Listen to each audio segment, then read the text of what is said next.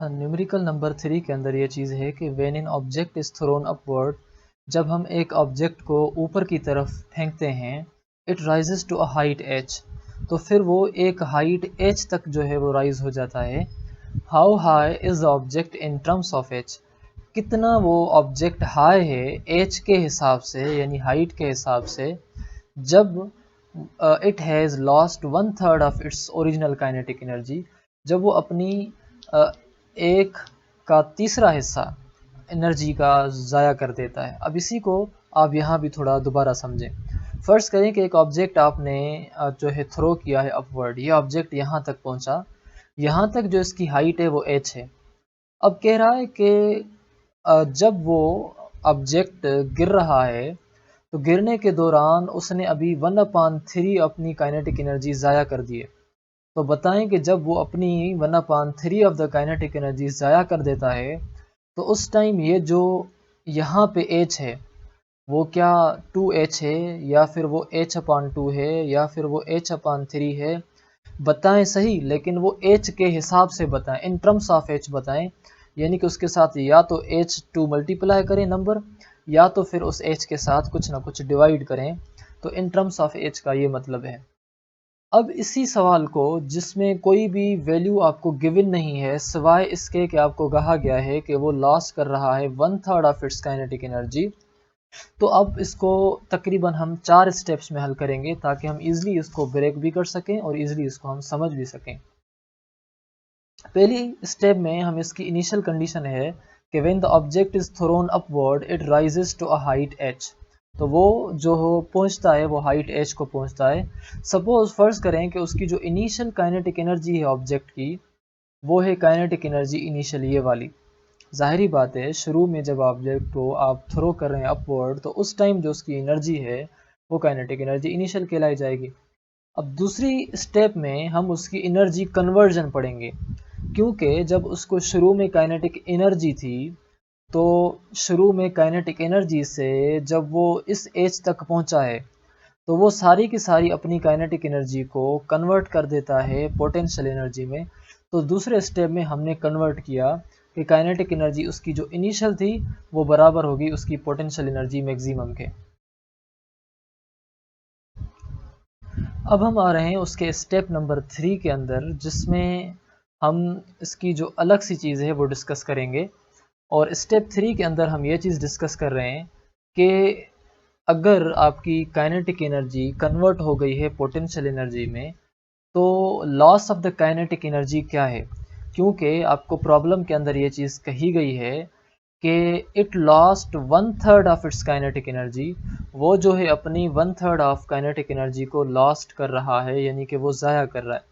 अब ये जो 1/3 ऑफ इट्स काइनेटिक एनर्जी को ज़ाया कर रहा है, तो हम यहाँ स्टेप 3 के अंदर ये चीज़ कह रहे हैं कि according to data the object has lost 1/3 of its original kinetic energy.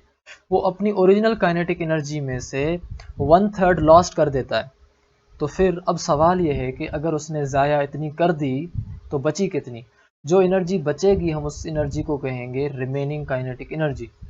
अब अगर आप कह रहे हैं कि आप फाइंड करें रिमेनिंग काइनेटिक एनर्जी कितनी है, तो आप लिखेंगे kinetic energy remaining is equal to जो पहले काइनेटिक एनर्जी मौजूद थी वो कितनी थी हमें मालूम नहीं है, लेकिन वो कह रहा है कि 1/3 ऑफ द काइनेटिक एनर्जी, यानी कि एक का तीसरा हिस्सा ज़ाया हो रहा है। तो मतलब ये है कि शुरू में जो एनर्जी है टोटल वो एक है, जहाँ पे कोई वैल्यू नहीं है, फिर भी आपने उस वैल्यू में से कट करना है।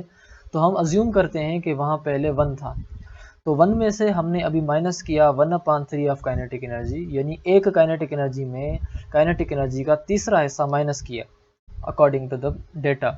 तो उसके बाद जब आप 1 माइनस 1/3 करते हैं किसी भी वैल्यू को, तो उसको एलसीएम वगैरह के बाद आपको जो वैल्यू मिलता है वो मिलता है 2/3। तो 1 kinetic energy minus 1/3 kinetic energy का वैल्यू मिला हमें 2/3 काइनेटिक एनर्जी। तो अब आपके पास जो काइनेटिक एनर्जी रिमेनिंग है वो 2/3 काइनेटिक एनर्जी है। मगर स्टेप 4 के अंदर हम असल चीज़ की जाने बढ़ रहे हैं, जिसमें आपसे पूछा गया है कि आप हाइट कैलकुलेट करके दें। और हाइट कैलकुलेट अगर आप करते हैं तो आप ये चीज़ ज़रूर समझ लें कि जो पोटेंशियल एनर्जी है वो डायरेक्टली प्रोपोर्शनल है हाइट से। जितनी हाइट उतनी उसकी पोटेंशियल एनर्जी। तो potential energy is equal to the maximum to the height current, जो उसकी हाइट करंट है। लेकिन अगर आप इस फार्मूले को नहीं भी देखते तो कोई मसला नहीं है, ये जस्ट आपने यहाँ पे समझना था। असल जो आपका फार्मूला है वो ये वाला है कि काइनेटिक एनर्जी जो इनिशियल है वो आपकी बराबर है काइनेटिक एनर्जी जो रिमेनिंग है प्लस में जो पोटेंशियल एनर्जी करंट है। बची हुई काइनेटिक एनर्जी प्लस में जो मौजूदा पोटेंशियल एनर्जी है वो बराबर होगी आपकी काइनेटिक एनर्जी इनिशियल के। अगर आपको यहाँ पे फाइंड करना है पोटेंशियल एनर्जी जो उसकी मौजूदा है, तो आप क्या करेंगे कि ये जो काइनेटिक एनर्जी का वैल्यू है यहाँ प्लस का है, जब बराबर की दूसरी साइड जाएगा तो हो जाएगा माइनस का। तो इस हिसाब से आपके पास फार्मूला हो जाएगा kinetic energy initial minus kinetic energy remaining is equal to potential energy current. अब यही फार्मूला अगर आप थोड़ा रीअरेंज करके लिखें या फिर ऑर्डर चेंज कर लिखें, पोटेंशियल एनर्जी करंट आपका यहाँ सेम है लेकिन सिर्फ आपने इस तरह से लिखा है, बाकी kinetic energy initial minus kinetic energy remaining. अब काइनेटिक एनर्जी रिमेनिंग का आप फार्मूला तो ऊपर पढ़ के आए या उसका आंसर आप ऊपर देख के आए कि वो बराबर है 2/3 काइनेटिक एनर्जी इनिशियल के, यानी कि काइनेटिक एनर्जी रिमेनिंग। तो जहाँ पे काइनेटिक एनर्जी रिमेनिंग लिखा हुआ है वहाँ पे आप उसके वैल्यू को करेंगे रिप्लेस। तो ये आपने उसको कर दिया रिप्लेस। तो काइनेटिक एनर्जी इनिशियल की जगह आपने काइनेटिक एनर्जी इनिशियल सेम लिखा, काइनेटिक एनर्जी रिमेनिंग की जगह आपने लिखा है -2/3 काइनेटिक एनर्जी इनिशियल। अब आप क्या करेंगे कि यह यहाँ पे कोई भी वैल्यू नहीं है, इसका मतलब है कि यहाँ पे 1 है। तो 1 यहाँ है और बीच में माइनस और ये 2/3, तो यहाँ आप एलसीएम लेंगे। 1 - 2/3 की जब आप एलसीएम लेंगे तो आपको जो वैल्यू मिलेगा वो मिलेगा 1/3।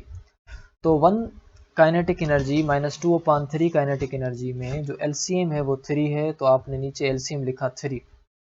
तो 3 जो है अब मल्टीप्लाई होगा इस काइनेटिक एनर्जी के साथ, माइनस में ये 2 आपका जो है वो सेम लिखेंगे, 2 काइनेटिक एनर्जी इंटू इनिशियल।